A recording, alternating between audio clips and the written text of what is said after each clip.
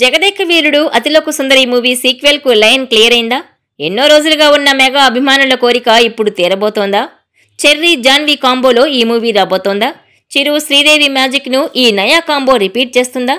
Watch this south first exclusive.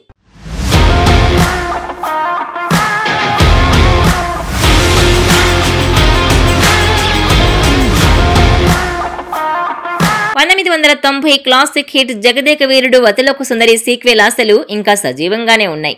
చాలా కాలంగా నాటి మేటి క్లాసిక్ కి సీక్వెల్ రావాలని మెగా అభిమానులతో పాటు ప్రజలు కోరుకుంటున్నారు.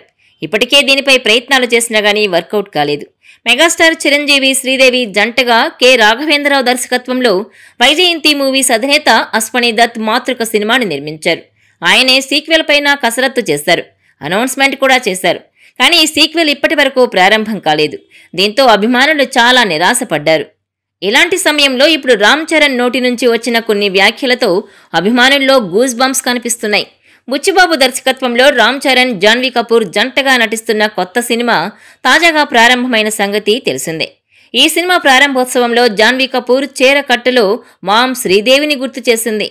ఈ వేడుకలో ఆస్కార్ గ్రహీత సంగీత దిగ్గజం ఏఆర్ రెహమాన్ కూడా పాల్గొనడం ఆసక్తిని కలిగించింది. Megastar Chiranjeevi, star director Shankar కూడా ముఖ్య అతిథులుగా పాల్గొనడంతో వేదికకు కొత్త కళ వచ్చింది. ఇలాంటి వేదికపై రామ్ చరణ్ తన కథానాయిక జాన్వీ కపూర్ గురించి ప్రస్తావిస్తూ ఎప్పటి నుంచో చాలా మందికి సుదీర్ఘ కళ నేను జాన్వీ కపూర్ కలిసి సినిమా చేయాలని, జగదేక వీరుడు అతిలోక సుందరి సీక్వెల్ చేయాలని కోరుకుంటున్నారు.